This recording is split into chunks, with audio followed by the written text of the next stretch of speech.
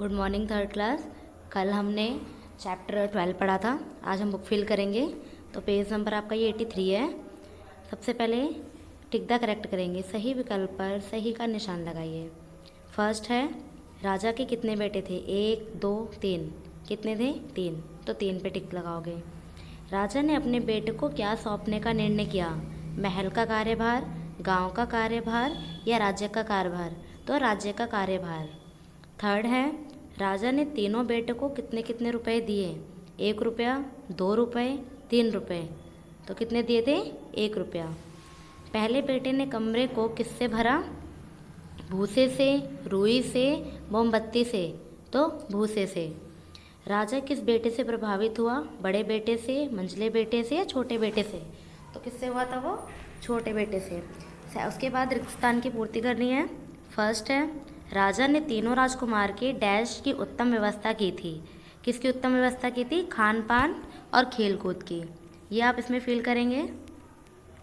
Second है, महल में dash हाथी, घोड़े और सैनिक थे। कितने थे? सैकड़ों हाथी और घोड़े और सैनिक थे। थर्ड में, राजा तीनों बेटों की डैश लेना चाहता था। क्या लेना चाहता था? बुद्धि की परीक्षा।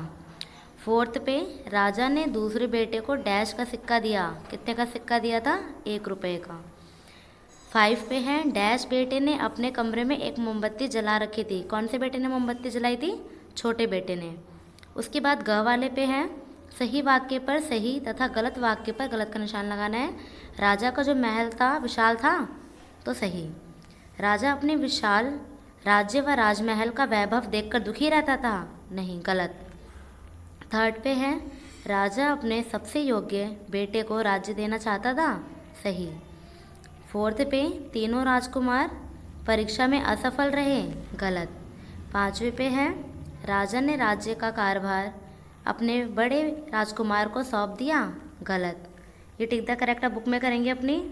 उसके बाद ये दिए गए चित्रों को देखकर लिखिए इनमें कौन सी क्रिया हो रही है। आपको पिक्चर देखनी है और ये बताना है कि इसके अंदर कौन सी क्रियाएं हो रही हैं। जैसे पहले में क्या है? खाना। दूसरे में क्या है? गाना। तीसरे में उड़ना। चौथे में पानी देना। 5वें में पढ़ना। 6ठे में खेलना। ये आपको फील करना है। उसके बाद ख में है, हर पंक्ति के शब्दों को पढ़िए। जो शब्द क्रिया नहीं है उसके आगे गलत का निशान लगाना है। जैसे मैंने आपको बताया था क्रिया क्या होती है, खेलना, कूदना, दौड़ना, पढ़ना, लिखना, ये क्या है? हमारी सारी क्रियाएं हैं। तो जो चीज़ें इसके अंदर दी हुई हैं वो क्रिया, इस पर आप टिक का निशान लगाएंगे। जो नहीं है उस पर गलत का निशान लगाएंगे। जैसे कहाँ क्रिया नहीं है। राम एक नाम है, ये भी क्रिया नहीं है। दूध, ये भी एक वस्तु को, चीज़ का नाम है।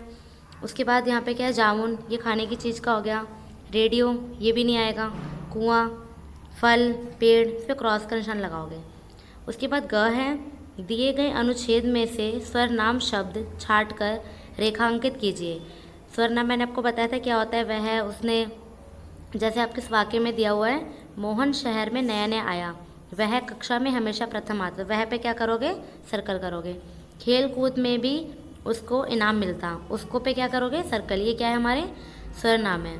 जल्दी ही कक्षा में उसके कई मित्र बन गए। उसके क्या है? स्वर नाम। अजय उसका सबसे अच्छा मित्र था। यहाँ पर क्या है? उसका।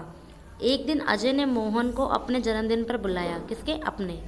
मोहन ने उसे उपहार में देने के लिए कहानियों की एक पुस्तक खरीदी। ये करने के बाद नीचे दिए हुआ है, रंगीन छपे शब्दों को एक वचन में बदलकर वाक्य फिर से लिखने हैं। ये आपको बहुवचन में दिए हुए हैं, जिसे आपको कन्वर्ट किस में करना है? एक वचन में।